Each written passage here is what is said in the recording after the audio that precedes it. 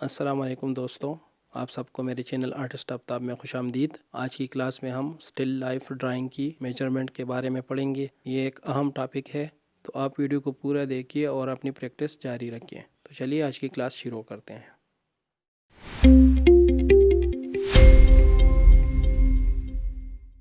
तो still life drawing के लिए चंद बेसिक चीज़ें हैं जो आपको जानना ज़रूरी है। सबसे पहले आप जिस जगह से मेजरमेंट कर रहे हो उस जगह को तब्दील ना करें।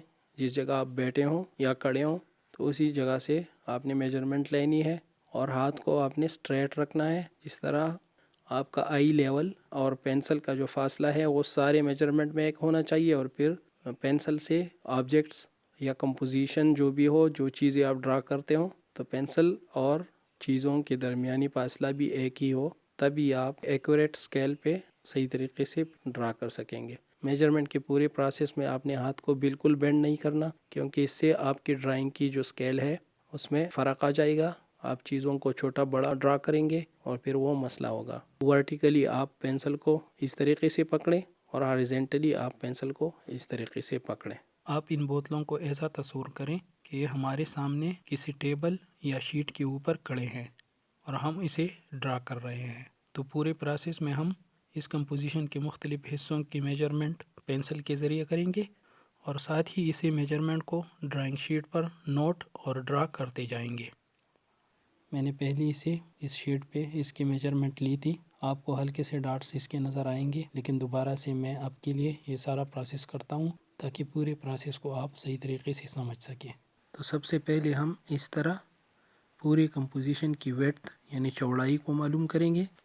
अगर पेंसिल की साइज़ से कंपोजिशन की चौड़ाई ज़्यादा हो तो हम इसको दो हिस्सों में भी मेजर कर सकते हैं। तो इसी तरह आप ये मेजर करके यहाँ पे शीट पे नोट कर लें और फिर ये दूसरा हिस्सा भी आप शीट पे नोट कर लें। यहाँ पे जब आप नोट करते हैं तो ये हॉरिजॉन्टली बॉटम वाला लाइन, तो इसी तरह ये खींचे। फिर चौड़ाई के बाद इसकी हाइट हम मालूम करेंगे। तो बेस के साथ जो सबसे बड़ा बोतल है उसकी टॉप तक ये सारा हम इसी तरह मेजर करेंगे। फिर उसी साइज़ को राइट साइड पे लेंगे, यानी इस पूरे कंपोजिशन को हम एक बॉक्स में बंद करेंगे। तो यहाँ पे कंपोजिशन की लंबाई तकरीबन इतनी है। तो ये पूरा एक बॉक्स हम बनाएंगे कि हमारा ये जो 3 बोतलें और इसका बेस, ये 4 चीज़ें हैं, तो ये तकरीबन इस बॉक्स के अंदर आएंगे। पूरी कंपोजिशन की चौड़ाई और लंबाई इतनी होगी। तो अब इसका जो बेस है इसको हम अलग करेंगे। इसकी इतनी लंबाई है और राइट साइड से इतनी है, तो इसको हम पेपर पे नोट करेंगे, लेफ़्ट और राइट को, और फिर लाइन को मिला के। तो ये इसका बेस भी हो गया।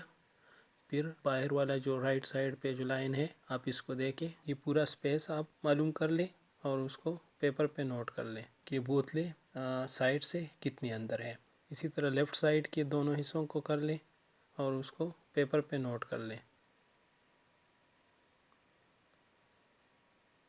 और फिर इन लाइंस को मिला के इसका बेस फाइनल कर लें। ये बेस हो गई है और बोतलों के लिए अब ये स्पेस बचा हुआ है।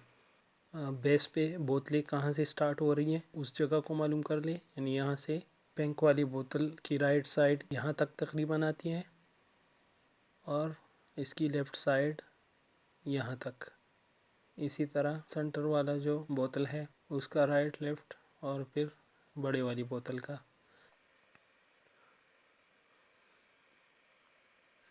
तो ये डॉट्स लगाने के बाद आप डॉट्स को मिलाए तो यहाँ से बोतलें स्टार्ट हो रही है। और फिर लेफ़्ट साइड वाले बड़े बोतल की लंबाई को मालूम कर लें।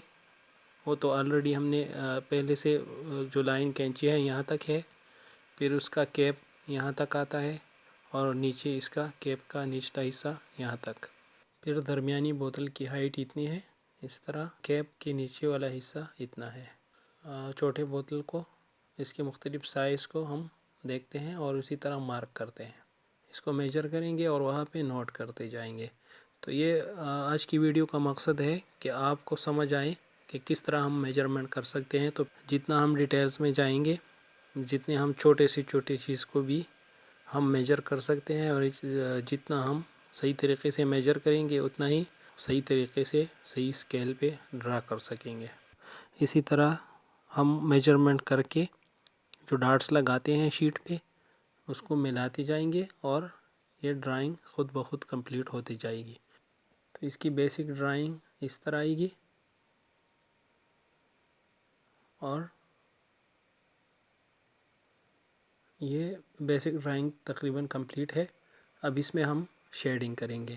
شیڈنگ میں بس یہی چیزیں ہیں کہ لائٹ سورس کو دیکھ کے، یعنی جہاں سے لائٹ پڑ رہی ہے جہاں پہ شیڈوز آ رہے ہیں، تو اس کے ساتھ ہی ہر آبجیکٹ میں اس کے میٹ ٹونز بھی ہوں گے۔ ریفلیکٹڈ لائٹ اگر اس میں ہے، اس کا کاسٹ شیڈو ہے، جو بھی چیزیں آپ کو سامنے نظر آ رہی ہے تو اسی طرح اس کی کاپی بنانی ہوتی ہے۔ جہاں پہ ڈارک ایریاز ہیں تو وہاں پہ آپ نے پینسل کو پریشر دینا ہے، یا مختلف قسم کے پینسل ہوتے ہیں، ڈارک پینسلز بھی ہوتے ہیں، تو اس کا بھی آپ یوز کر سکتے ہیں۔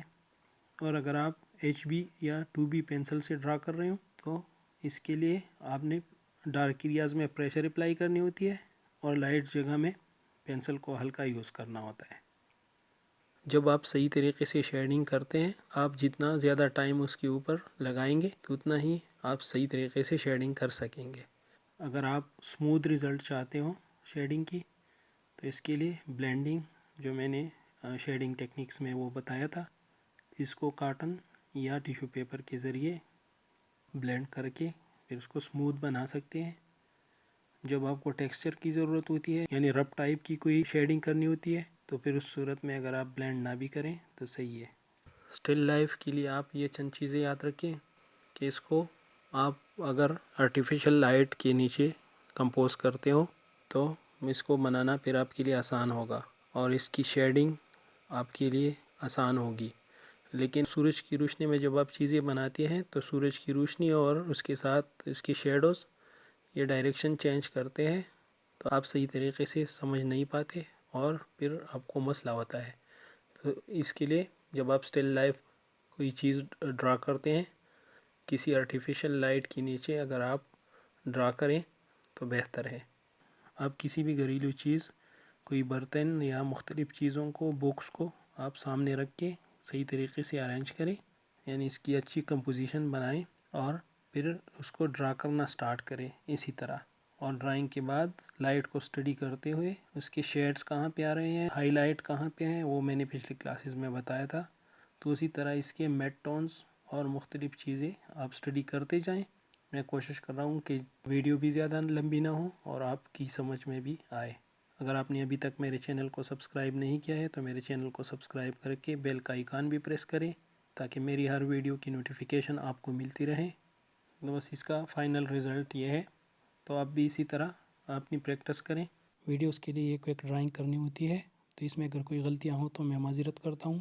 آج کے لیے بس اتنا ہی۔ انشاءاللہ ملتے ہیں نئی کلاس میں نئے ٹاپک کے ساتھ۔ اللہ حافظ۔